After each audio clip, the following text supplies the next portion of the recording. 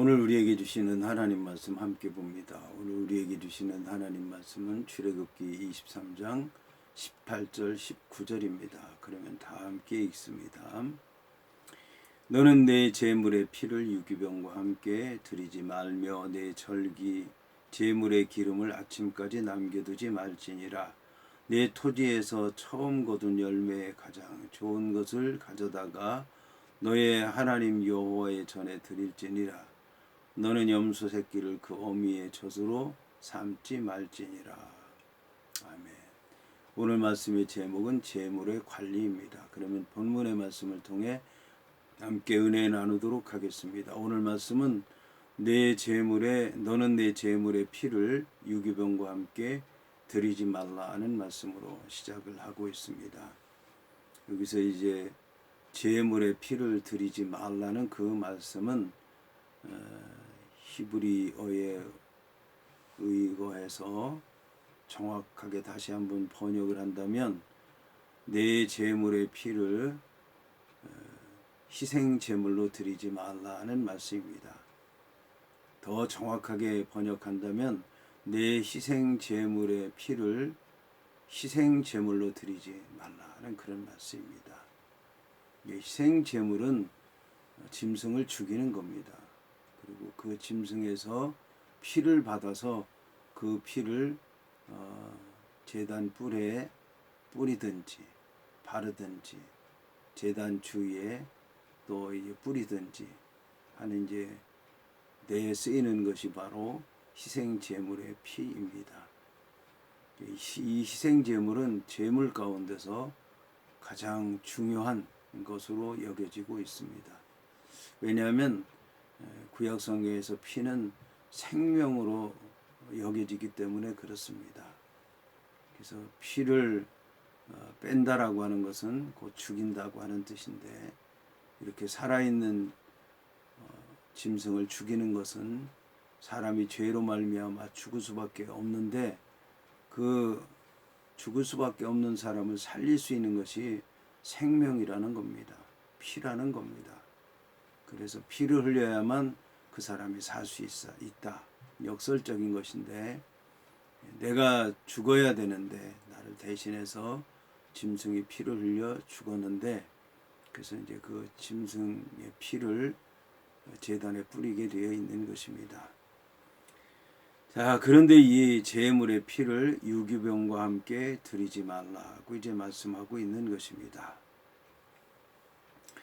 자, 여기서 이제 유기병이라고 하면 무기병과는 달리 누룩이 들은 빵을 얘기하는 것입니다.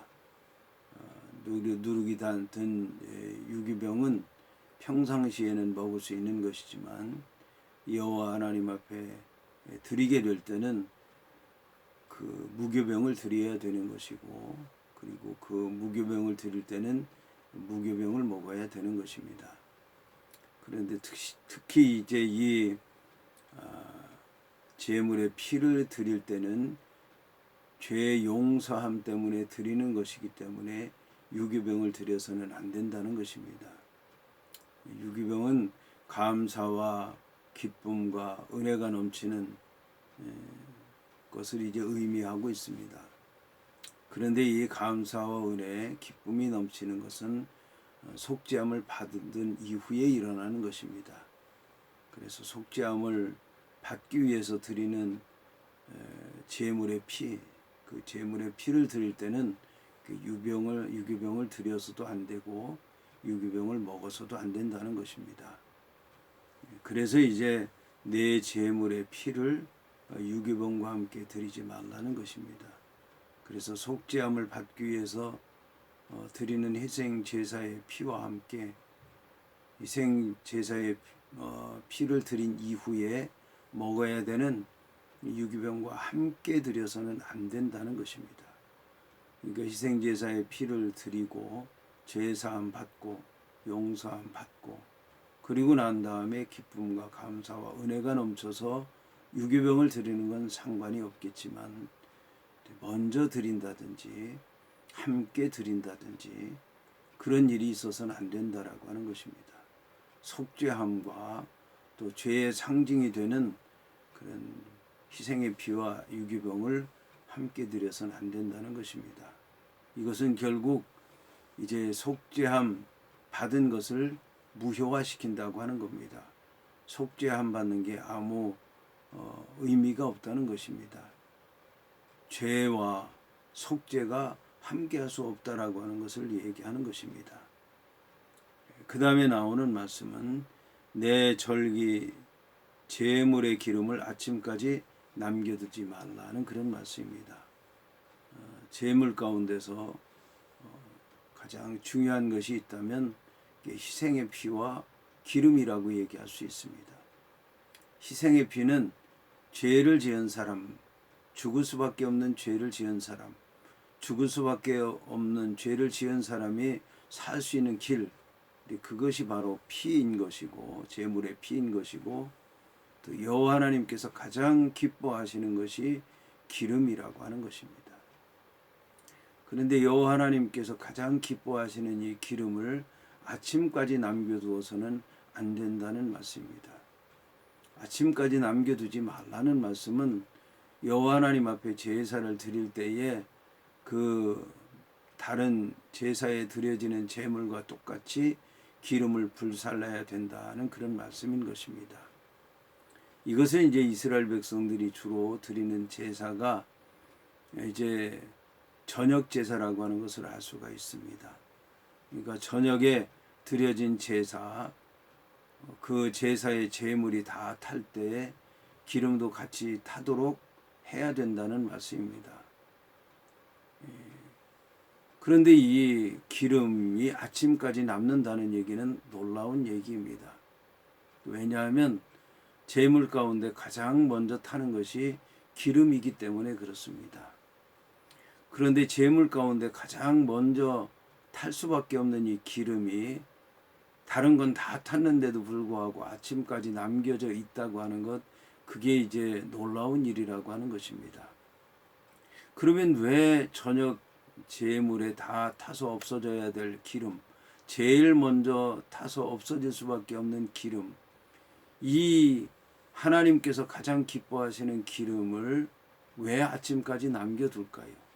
여호와 하나님께서 아침까지 남겨두지 말라고 하는 것은 아침까지 남겨두는 사람들이 많이 있을 것이라고 여겼기 때문에 그런 것입니다. 그것은 사람들의 욕심 때문입니다.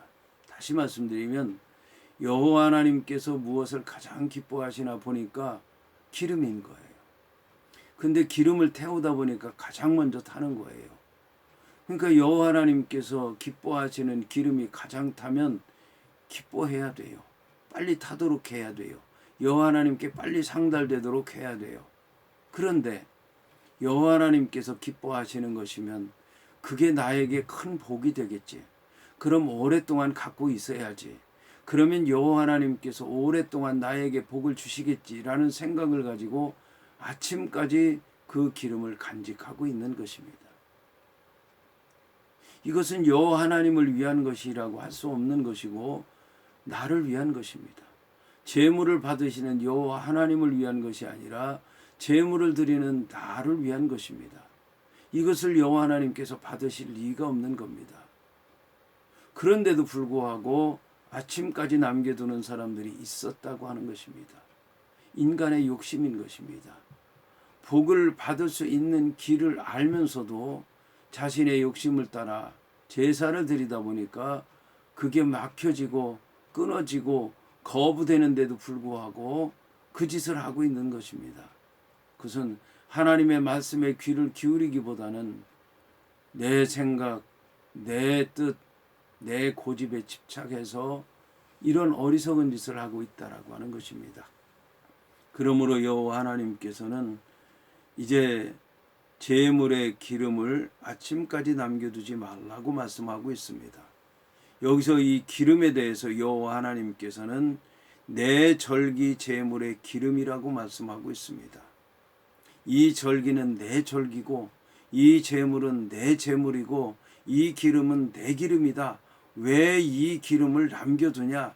이게 내 절기냐? 이게 내 제물이냐? 이게 내 기름이냐라고 말씀하고 있습니다.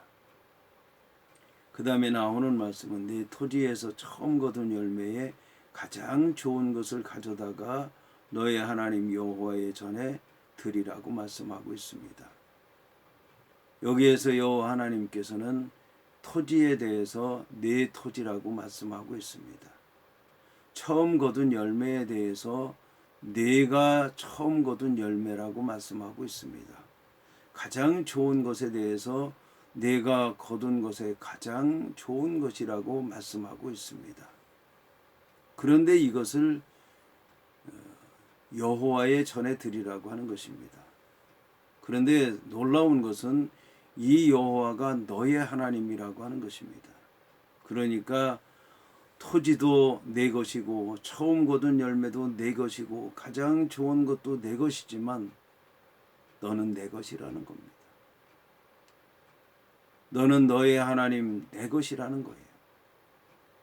너는 너의 하나님 여호와 내 것이라는 겁니다. 네가 내 것이라는 거예요. 네가 가진 게 다 내 것이라는 거예요. 그런데 내가 너에게 줬다는 거예요. 그런데 이것만큼은 나에게 드리라고 하는 말씀인 것입니다. 여호와 하나님의 말씀을 잘 생각해 봐야 됩니다. 그렇게 하지 않게 되면 여호와 하나님의 말씀을 내 방식대로 받아들일 수밖에 없는 것입니다. 이어서 너는 염소 새끼를 그 어미의 저주로 삼지 말라고 말씀하고 있습니다. 여호와 하나님께서 이 말씀을 하실 때, 모세가 이 말씀을 받을 때, 이스라엘 백성들이 이 말씀을 들을 때 아마 이 사람들이 염소 새끼를 어미의 젖으로 삼는 일들을 많이 했던 것 같습니다. 아마 그러면 냄새도 없고 맛이 있고 영양가도 풍부했던 것 같습니다. 그것은 과학적이라고 얘기할 수 있습니다. 따라서 오늘 말씀은 과학적이라고 얘기할 수는 없습니다. 이 말씀은 어떻게 보면 도덕적이고 교훈적이고 신앙적인 말씀이라고 할 수 있습니다. 맛이 있고 냄새가 안 나고 영양가가 풍부하다고 할지라도 사람이 해서는 안 되는 일 아니지 않느냐. 그것이 사람이라고 생각을 해봐라. 가능한 일이라고 여겨지냐. 자식과 어머니, 자식과 아버지, 자식과 부모가 함께 고통당하는 일을 있을 수가 있는 일이냐, 그런 얘기예요. 인간적으로 안 된다면 여호와 하나님 앞에서도 안 되는 것 아니냐, 그런 얘기예요. 분명히 세상 사람들은 이게 영양가 있고 냄새가 안 나고 맛이 있기 때문에 할 것입니다. 그런데 우리는 하나님 믿는 백성이라는 거예요. 하나님의 교훈을 받는 이들이라는 거예요. 그래서 때로 육체적이고 인간적이고 세상적으로 그것이 옳다고 판정이 되고 좋다고 판정이 되고 문제가 없다고 판정이 된다고 할지라도 하나님의 말씀이라면 한 번쯤 더 생각을 해봐야 되지 않을까. 그리고 한 번쯤 더 생각을 하면 뭔가 깨달아야 되지 않을까. 깨달았으면 아쉽더라도 아깝더라도 안타깝더라도 지켜야 되는 것 아닌가. 하나님과 세상 것 다 좋게 하려고 하다 보니까 결단을 못하고 왔다 갔다 하고 세상 길로 가는 것입니다. 오늘 말씀도 잘 명심해서 들어야 될 줄로 믿습니다.